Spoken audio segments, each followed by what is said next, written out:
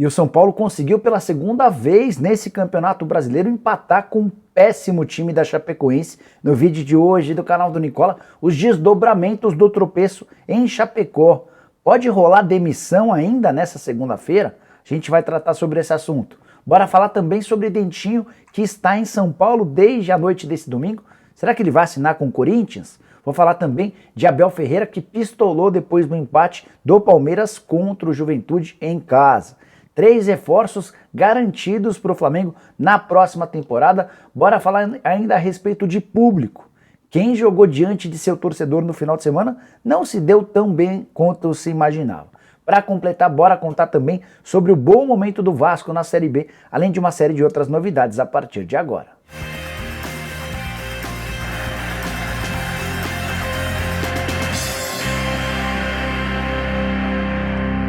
Fala aí pessoal, sou o Jorge Nicola, bem-vindos a mais um vídeo do canal, bem legal ter vocês por aqui. Antes de começar a passar todas as informações, pedir para deixarem like, se inscreverem no canal, lembrar que o programa do Nicola dessa segunda-feira ao vivo começa às 7 da noite, ótima chance de você mandar sua pergunta e se eu não souber, repasso para as minhas fontes via WhatsApp, combinado? Bora começar o vídeo contando que ele tem um oferecimento de 1xBet, a casa de apostas esportivas que tem como parceiros Liverpool, Chelsea, Barcelona, entre vários outros grandes clubes do mundo.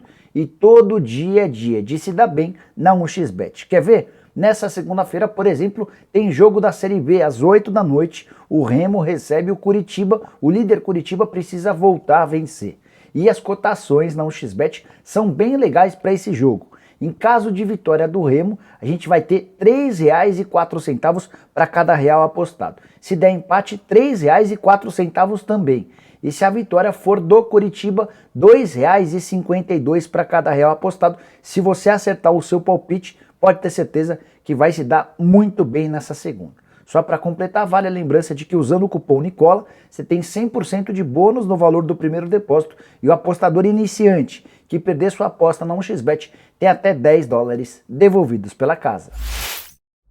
Bora começar o vídeo com um giro de notícias e o primeiro assunto é João Paulo, ex-jogador do Botafogo, lembra dele? Hoje ele pertence ao Seattle Sounders, o time dele venceu o Colorado Rapids por 3-0 e nesse domingo ele marcou um gol considerado lá nos Estados Unidos como um gol à la Maradona.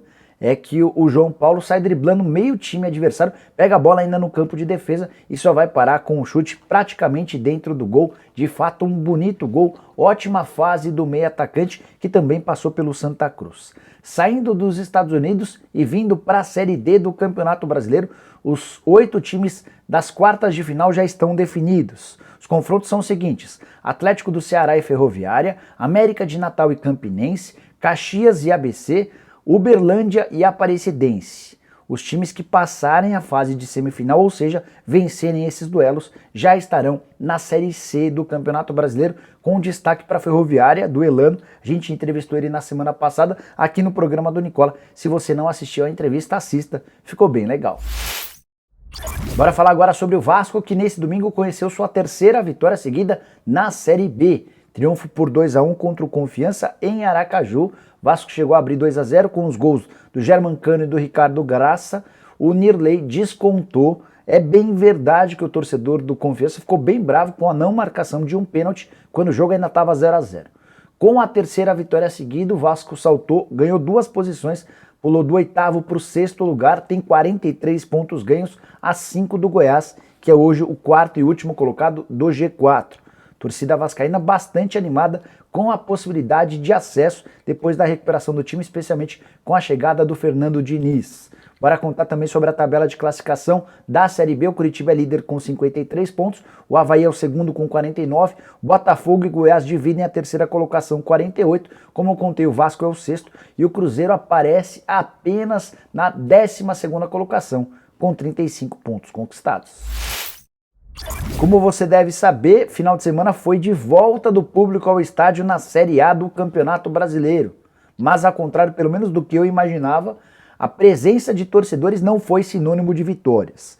6 times jogaram com presença de público, mas só 2 conseguiram vencer, o Atlético Mineiro e o Flamengo, que são os 2 grandes candidatos ao título. O Atlético Mineiro venceu o Inter por 1-0, bem apertadinho. O Flamengo fez 3-0 em cima do Atlético Paranaense, com enorme folga nesse domingo. Os times que tropeçaram: A Chapecoense empatou com o São Paulo 1-1. O Fortaleza perdeu para o Atlético Goianiense por 3-0 em casa. Esse uma das grandes surpresas da rodada. Cuiabá perdeu também no sábado diante do seu torcedor para o América Mineiro 2-0. Já nesse domingo, outro tropeço absolutamente sem precedentes. O Grêmio em casa perdeu por 2-1 para o Sport. Muita reclamação do torcedor do Grêmio para com o time e também com o Felipão. Com o tropeço, o Grêmio se manteve na zona do rebaixamento, é o 18º colocado, só 22 pontos conquistados. E o Sport, que estava praticamente morto, com esses 3 pontos, pulou para 20, ficando bem perto do Grêmio. O Grêmio em situação bastante delicada, está 2 pontos atrás do Santos, que é o primeiro time fora da zona do rebaixamento. Bora falar agora sobre Dentinho e a possibilidade dele já ficar para jogar no Corinthians. É que na noite desse domingo o Dentinho postou fotos e vídeos no seu Instagram contando que já está no Brasil. Primeiro ele fez uma postagem de uma foto em São Paulo, depois um vídeo em que ele é recebido pelos 3 filhos e pela esposa na casa deles na cidade de São Paulo. Foi o suficiente para que vários torcedores do Corinthians imaginassem que ele estava vindo para ficar. Vamos tentar explicar direitinho essa história. Primeiro, que o contrato do Dentinho com o Shakhtar ainda não acabou. Acaba no mês de novembro, ou seja, no mês que vem, ele ainda tem alguns dias a cumprir de contrato. Não vai haver renovação, isso já está muito certo. O Shakhtar já deixou bem claro que o Dentinho não faz parte dos planos, ou seja, a partir do mês que vem ele estará livre. Mas, nesse momento, ainda é jogador do Shakhtar. Aí você deve estar se perguntando, bom, Nicola, o que ele estava fazendo em pleno domingo em São Paulo? É que por conta da data FIFA, os atletas do Shakhtar que não foram convocados para suas seleções nacionais ganharam uma semana de folga. E o Dentinho veio ao Brasil, mais especificamente ao São Paulo, para matar a saudade da esposa e dos 3 filhos. Como ele já sabia que não ficaria no Shakhtar a partir de novembro, a esposa e os filhos nem voltaram para o reinício da temporada na metade do mês de julho. Então ele está passando todos esses meses sozinho e aproveitou essa folga de uma semana para matar a saudade da família. Daqui a pouquinho ele volta para Donetsk, mais especificamente para Kiev, que é onde o time tem treinado, para cumprir os últimos dias do contrato e aí sim vai decidir qual o seu futuro. A tendência grande é de que ele volte ao Brasil e o Corinthians certamente seria uma opção, pelo menos pro Dentinho. Resta a saber se o Corinthians vai ter a intenção de contratar o jogador que está com 32 anos de idade, mas tem se machucado bastante, especialmente nas últimas temporadas. Já não é um Dentinho muito firme, pelo menos na condição física, como em outros tempos. Quero falar agora sobre o Palmeiras, que foi um dos times que atuou em casa, mas sem a presença de público. Vale a lembrança de que em São Paulo, somente a partir dessa segunda-feira, a autorização das autoridades, a autorização de autoridades ficou esquisito, mas tudo bem, vocês entenderam, para que possa receber público. O Palmeiras jogou nesse domingo contra o Juventude em casa, empate em 1-1 contra um dos times que correm risco de rebaixamento. Empate horroroso, o Palmeiras saiu atrás com o gol do Castilho, até conseguiu buscar o gol do empate, mas não teve forças para virar o placar e com isso está a 10 pontos do Atlético Mineiro. Palmeiras tem 39, o Atlético Mineiro tem 49, os dois times têm o mesmo número de jogos, 22 partidas. O Flamengo aparece em terceiro, só 1 ponto atrás do Palmeiras, mas tem 2 jogos a menos. Então, mais natural que mais cedo ou mais tarde o Palmeiras caia para a terceira colocação, praticamente fora da briga pelo título do Campeonato Brasileiro. O torcedor do Palmeiras se irritou nas redes sociais e o Abel Ferreira se irritou muito na entrevista coletiva pós-jogo. Separei alguns trechos, começando quando ele foi perguntado sobre a possibilidade de ser retranqueiro. Não gostou dessa afirmação e disse o seguinte, abre aspas, temos média de gols sofridos de equipe de rebaixamento, então não venham me falar aqui em retranqueiro se a coisa que temos que fazer e melhorar é defensivamente. Vale a lembrança de que o Palmeiras sofreu 26 gols em 22 partidas. O Abel também destacou que não tem gostado do comportamento do time sem bola. Abre aspas.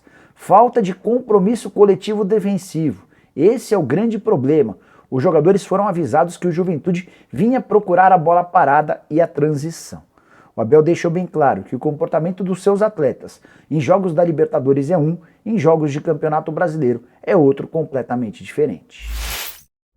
Bora falar sobre os 3 reforços do Flamengo para 2022. O Marcos Braz, via Twitter, mandou a seguinte postagem enigmática no final da noite desse domingo. Abre aspas. A trinca está dentro. Depois, Marcos Braz fez citação aos números de Diego Alves, Diego Ribas e Felipe Luiz.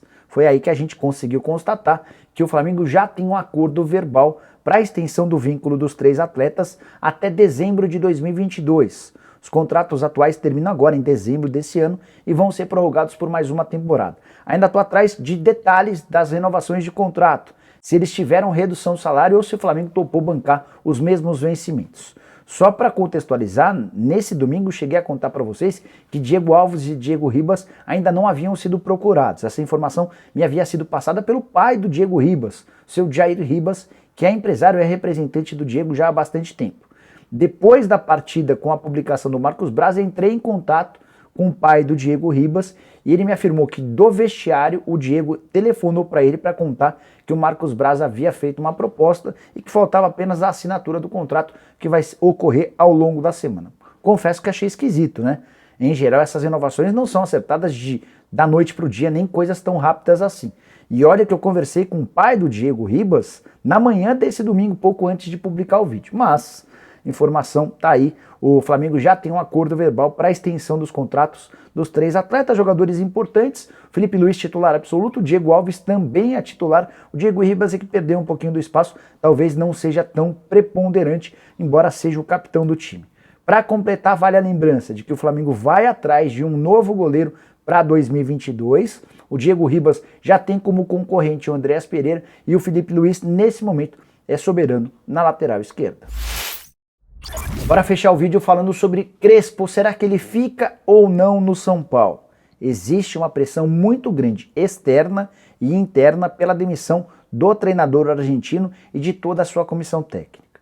O presidente Júlio Casares, o Carlos Belmonte e o Rui Costa, presidente e os homens do futebol decidiram não tomar qualquer decisão de cabeça quente. Até por isso, o Crespo e todos os 5 auxiliares técnicos voltaram de Chapecó empregados. Vai haver reunião nesta segunda-feira para debater sobre o futuro da comissão técnica. Existem algumas possibilidades. A primeira delas, a manutenção de todo mundo, pelo menos até a partida de quinta-feira contra o Santos no Morumbi. Mas o Júlio Casares tem sido muito pressionado a tomar uma postura, uma medida. Até porque o São Paulo, mais uma vez, só ficou no empate contra a Chapecoense, 1-1 com o time de Chapecó. A curiosidade é que esse time horroroso da Chapecoense, que vai ser rebaixado já nas próximas rodadas de forma matemática, não perdeu para o São Paulo. Empate 1-1 no Morumbi, empate 1-1 na Arena Condá. Outra curiosidade, o São Paulo contra os times que vieram da Série B do ano passado não venceu. Foram 5 jogos e 5 empates. Até por isso a 13ª colocação no campeonato, com apenas 28 pontos ganhos, tem pego muito forte. E nessa segunda-feira, em meio a reuniões, vai ser debatido sobre o que fazer. Falei sobre a possibilidade da permanência de todo mundo até quinta-feira. Outra alternativa seria demitir o preparador de goleiros, o preparador físico e o filho do preparador físico, que são 3 caras cuja avaliação da diretoria e também de outros membros da comissão técnica e jogadores é de que a avaliação desses profissionais não é boa. Os caras não têm trabalhado bem, o São Paulo já havia cogitado demiti-los depois do empate contra o Atlético Mineiro no sábado da semana passada. 8 dias de intervalo entre um jogo e outro e o São Paulo evoluiu muito pouco ou quase nada. Fisicamente segue apresentando problemas. O comportamento do Crespo à beira do campo, às vezes muito pacato, muito quieto, muito caladão, também tem incomodado. Então uma reunião nessa segunda-feira pode causar mudanças. Será que dá para dizer que existe uma tendência?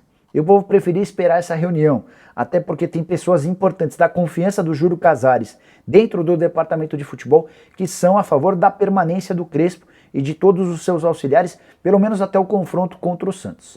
Acontece que o tempo está passando, São Paulo está ficando para trás, cada vez mais distante da briga por uma vaga na Libertadores da América. Antes de encerrar, só contar que o Crespo, em entrevista coletiva, que não é mais ao vivo e sim gravada, respondeu sobre estar ou não satisfeito em relação ao desempenho do time. Ele disse o seguinte: não estou satisfeito, acredito que podemos melhorar e o objetivo é a vaga na Libertadores. Ele também foi perguntado se já está participando do planejamento do time para 2022, a resposta é curiosa. Penso no presente, mas penso no que vou fazer no futuro. Quero ficar no São Paulo por 10 anos. Estou pensando com um projeto longo, independentemente do que possa acontecer.